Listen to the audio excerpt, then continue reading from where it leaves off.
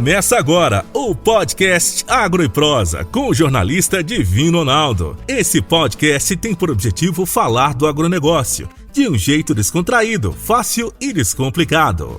Com vocês, Divino Ronaldo e o Agro e Prosa. O meu entrevistado de hoje será Josinaldo Zanotti, que é zootecnista e consultor em agropecuária. E o tema da nossa entrevista será: como tornar a atividade pecuária mais rentável? Essa é a pergunta de $1 milhão.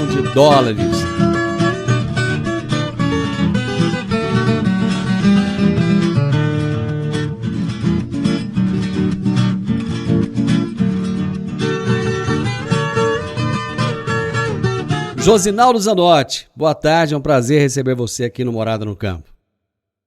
Boa tarde, Divino. Para nós é uma honra e grande satisfação, mais uma vez, participar do Morada no Campo, levando informação para o produtor, para o agricultor que tem dentro da sua fazenda atividade pecuária, e a gente espera que eles possam usar essas informações que a gente vai compartilhar hoje para tomar a melhor decisão dentro do seu modelo de negócio.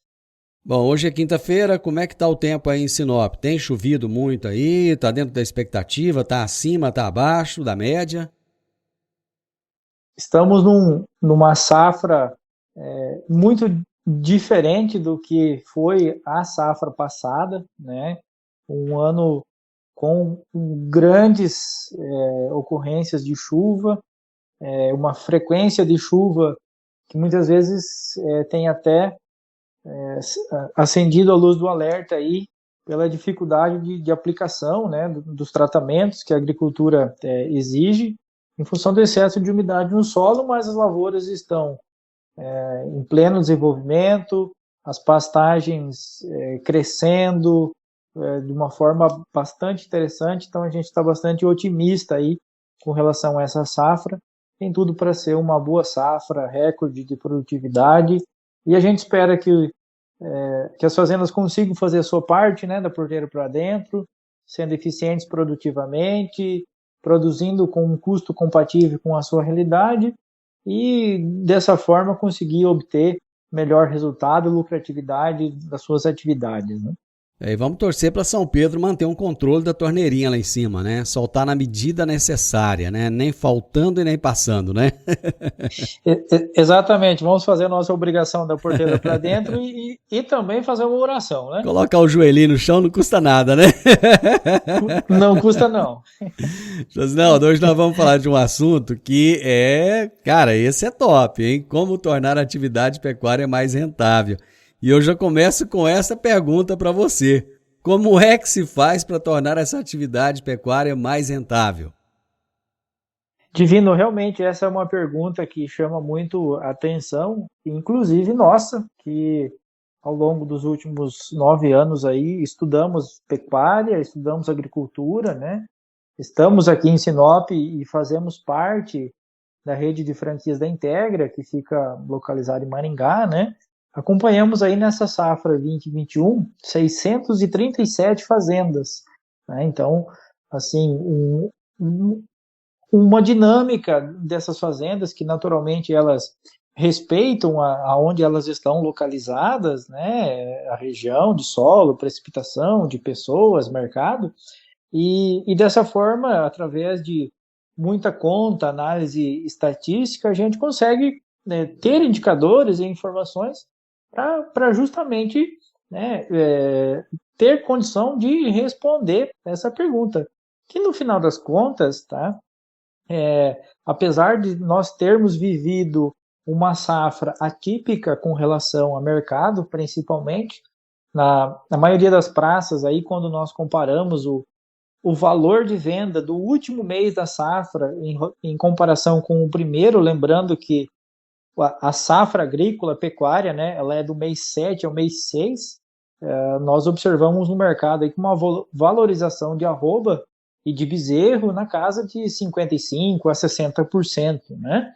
E a estatística, como nós fazemos essa comparação, né, o levantamento desses indicadores ao longo dos últimos anos, tá? Alguns indicadores, eles nos chamam bastante atenção, porque eles se repetem ao longo do tempo. Então, apesar de nós vivermos alguns períodos de inflação impactando de forma bastante significativa, como o período atual, né? Mas aqueles indicadores de quantos animais por hectare que a fazenda tem, qual que é a eficiência de ganho de peso desses animais, quanto a fazenda gasta para produzir, talvez esse seja, né, o que o pecuarista consegue medir de forma diária praticamente, afinal de contas ele assina o cheque, ele paga o boleto, ele faz uma transferência bancária, então esse é um número que está palpável na mão dele, né? Então tudo isso influencia diretamente nessa lucratividade e principalmente pela eficiência produtiva de cada fazenda, que cada fazenda tem a sua eficiência em função da chuva que a gente vinha falando, do solo, do tipo da pastagem, da genética dos animais e principalmente de como o pecuarista, o produtor, né, o dono encara os desafios diários do seu negócio, sabe? Pois é, numa época de inflação, conforme você mesmo disse, uma época de sobe e desce dos preços, como trabalhar os custos fixos para que eles sejam favoráveis ao negócio? Sim, esse é um desafio, eu diria que praticamente diário dentro da fazenda, né? Mas os custos fixos, tá? A gente primeiro precisa definir, né? Deixar claro o que são os custos fixos.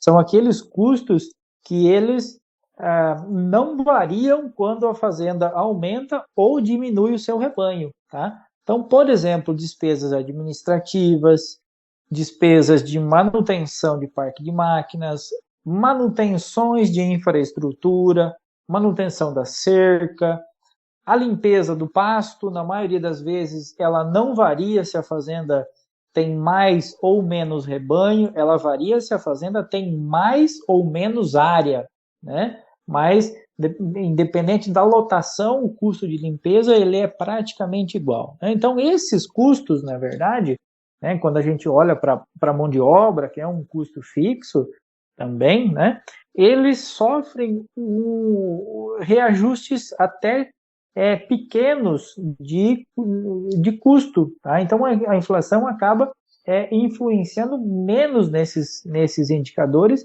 uma vez que na composição de quanto a fazenda tira de dinheiro do bolso até o final da safra, tá?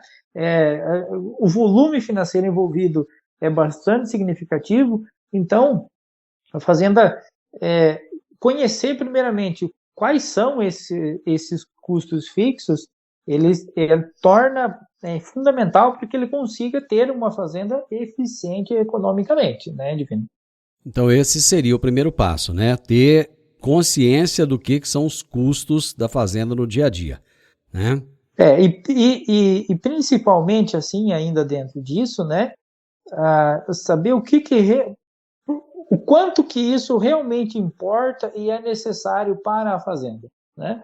Porque muitas vezes a gente percebe que a fazenda tem uma mão de obra, às vezes, mal dimensionada.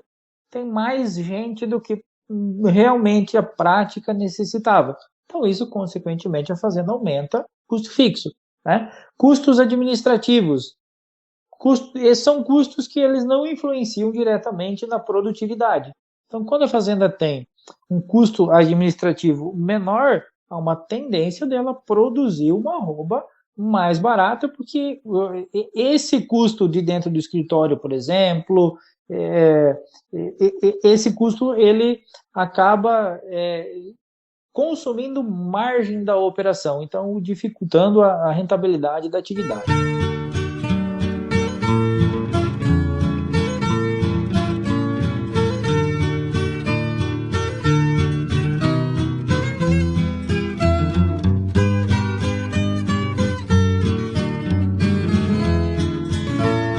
Que é a taxa de desmame, o Josinaldo, e como é que ela impacta nos resultados?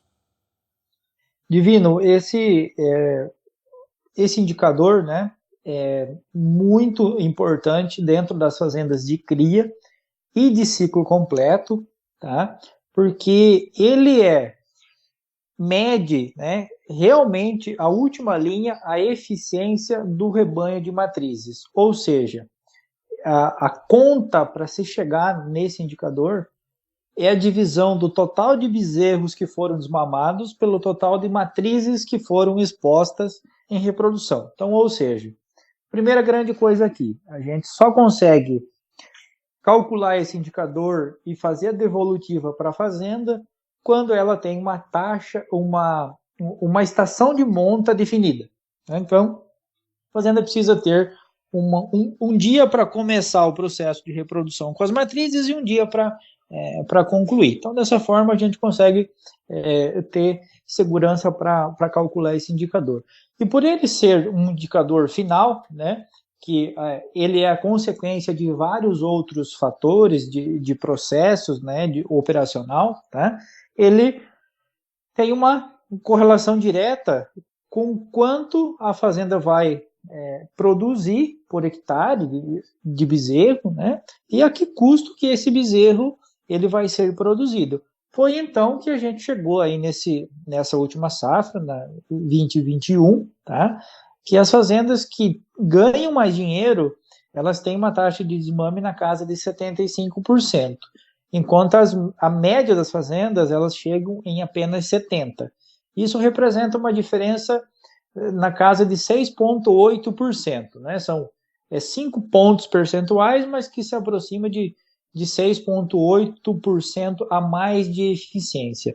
Então, dessa forma, ela consegue diluir todos aqueles custos fixos que a gente comentou antes e se tornar mais eficiente do ponto de vista de reprodução, porque ela, perante o mesmo rebanho de matrizes, ela consegue desmamar mais bezerros, tá?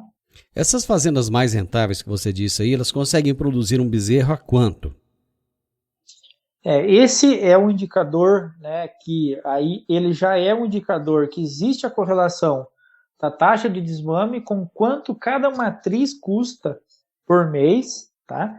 E as fazendas que ganharam mais dinheiro, elas produziram um bezerro na casa de R$1.000, tá? Enquanto a média, R$1.479. A gente está falando aí de uma diferença de R$470 de lucro líquido por cada animal produzido, tá? O que isso significa, né? Além de uma diferença bastante significativa que chegou em 32% menor de custo, isso significa incrementar margem sobre a venda. O que é margem? É aquela diferença de quanto que a fazenda gasta para produzir uma arroba para o valor de venda. Como nós tivemos um ano, como foi falado inicialmente, de ascensão, né, o mercado colaborou bastante, tá? Então, quanto menor o desembolso desse bezerro produzido, melhor a margem da atividade. Então, ou seja, né, nós vínhamos nos últimos anos mensurando as informações e muitas fazendas de cria produziam um bezerro, em média, né, na casa de R$950, R$900 e comercializavam um bezerro na casa de R$1.200, R$1.300. E esse ano, essa safra, que o mercado melhorou consideravelmente o valor de venda, muitas fazendas abriram um pouquinho a torneira, né? Perderam a mão naquele famoso custo fixo que nós falamos anteriormente, assim como nos custos variáveis, que esses sim são influenciados pela inflação, né? Porque é a pastagem diretamente, a sanidade, a nutrição, os próprios insumos de reprodução. E aí a fazenda produziu esse bezerro na casa de 1.479 em média, que apesar de o mercado ter valorizado bastante o bezerro, ele passa a ser desses R$1.400 um bezerro caro, que ele deixa margem menor, tá? E em algum momento é muito provável que a nossa pecuária ela entre no ciclo inverso de alguma desvalorização do bezerro, como já é percebido em algumas praças, tá? Mas que em função do que se entende aí que os custos variáveis eles estão subindo de uma forma significativa, torne a margem de cria ser menor e a gente pode entrar de novo num ciclo de abate de matrizes. Então, é importante sim que o amigo produtor, pecuarista, ele tenha em mãos, né, o bom controle das informações financeiras e consiga mensurar de forma prática essa taxa de desmame para garantir que a fazenda da porteira para dentro ela seja eficiente produtivamente e consiga, com isso, obter melhor resultado da sua atividade. Agora, já falando em termos de ciclo completo, quantos gramas cada animal ganha por dia ao longo da safra? Esse é um indicador, Divino, que nós também monitoramos e ele mostra para nós qual que é a eficiência produtiva individual por animal. Porque ganho médio diário, né, o famoso GMD, ele é mensurado nos 365 dias da safra, tá? Faça chuva ou faça sol, então ele é a média ponderada do ano safra, tá? E ao longo dos anos nós estamos acompanhando aí, né, que um GMD na casa de 50 a 60 gramas a mais por animal, ele tem potencial para transformar até R$500 de incremento de lucro líquido por hectare.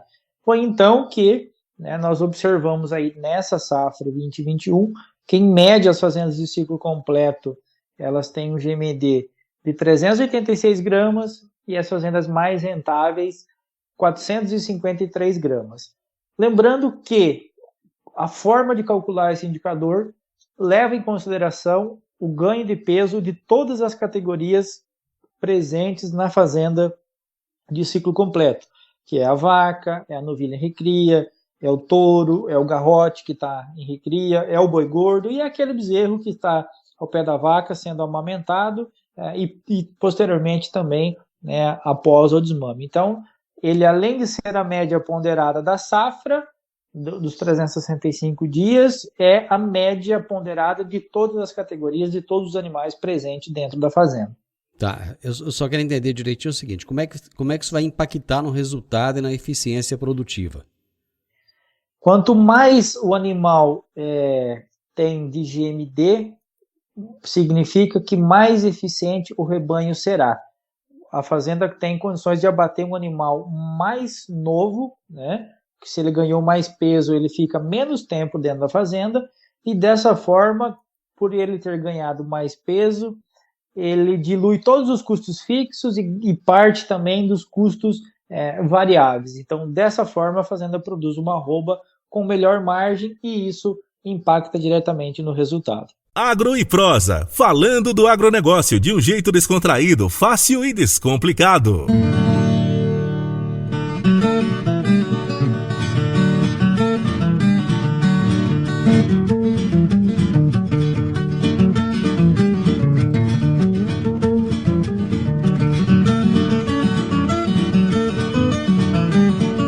Ainda dentro desse tema, Josinaldo, como é que a lotação impacta no resultado?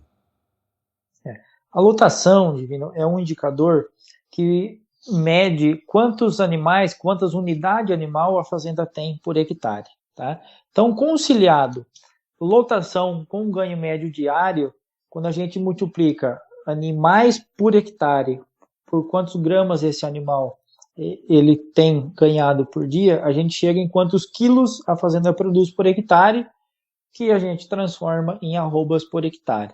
Então, ter uma fazenda que caiba mais animais por hectare faz total diferença, porque isso influencia diretamente na produtividade.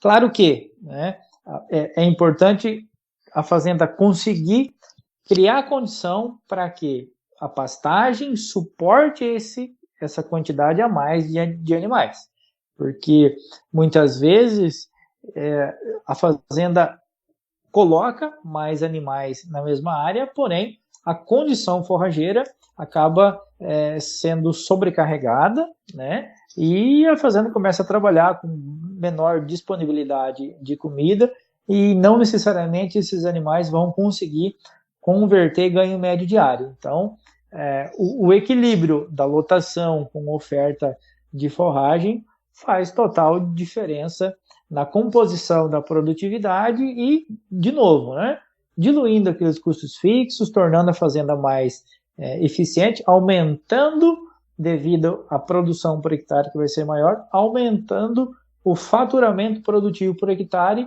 e, dessa forma, influenciando na margem final da atividade.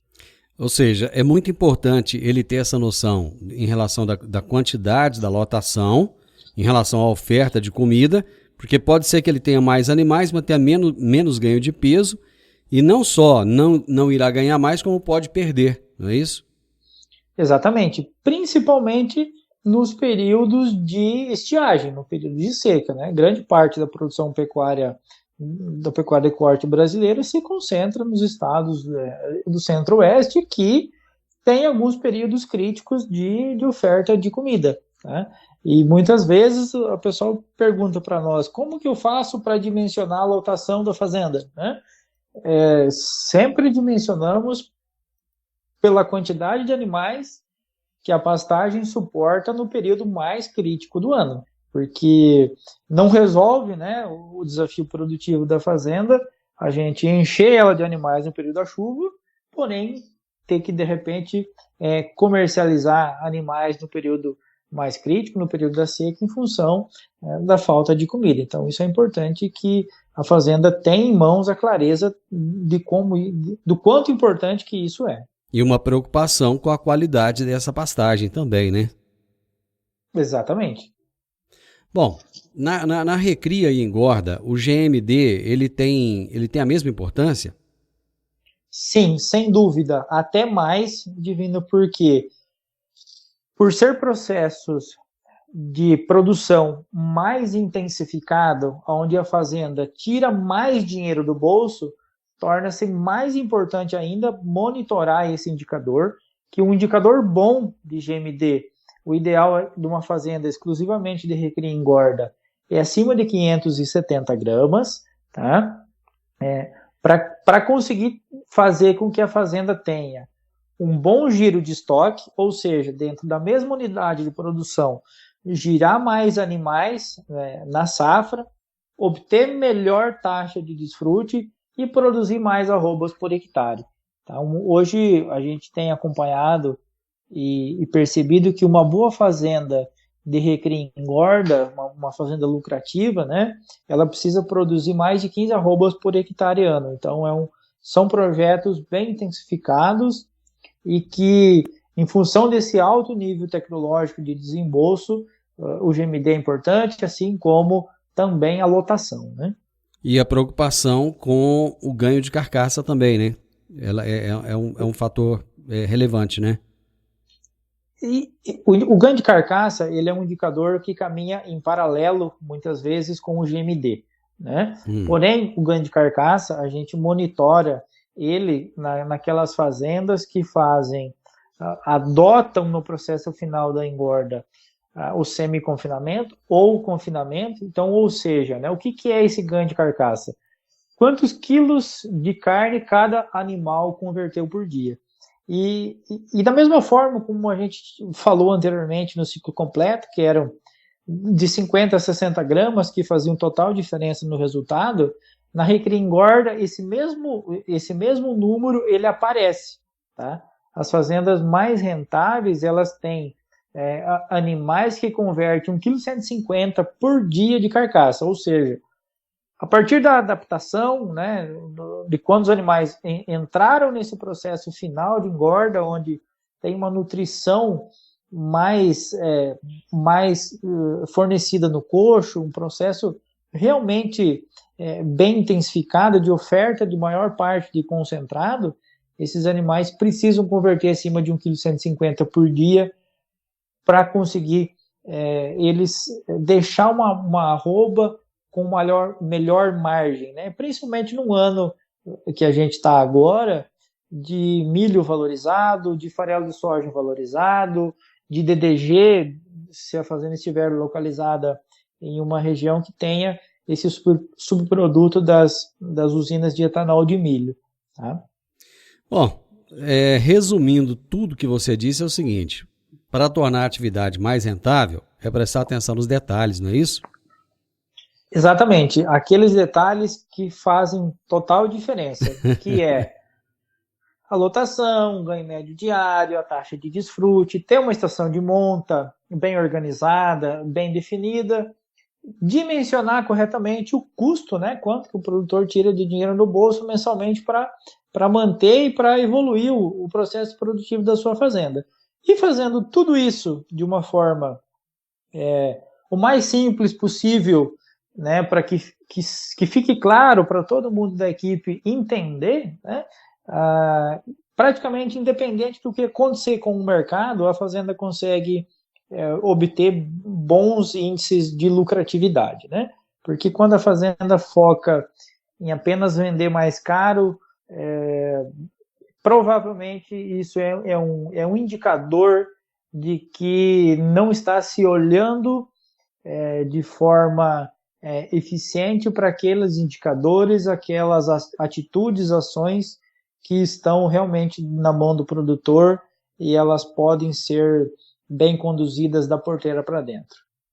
Josinaldo, bate-papo show de bola, gostei muito de conversar com você mais uma vez, né? Conversar com você é sempre uma alegria, é sempre um prazer, porque você tem a fala fácil e isso é muito bom. Muito obrigado mais uma vez, meu amigo. Nós agradecemos, Divino, estamos à disposição para levar informação, conteúdo de qualidade e, como eu falei no início, para que os amigos que nos acompanham consigam aplicar essas informações dentro do seu negócio, produzir mais, ganhar mais dinheiro e viver mais feliz. Bom, você entende muito de agricultura. Vamos falar de agricultura em dezembro? Vamos falar sim de agricultura. Show. Temos bastante informações aqui para compartilhar com o agricultor também. Grande abraço, Josinaldo. Um grande abraço. Você ouviu o podcast Agro e Prosa. Se gostou, compartilhe, recomende e nos siga nas diferentes plataformas de podcast.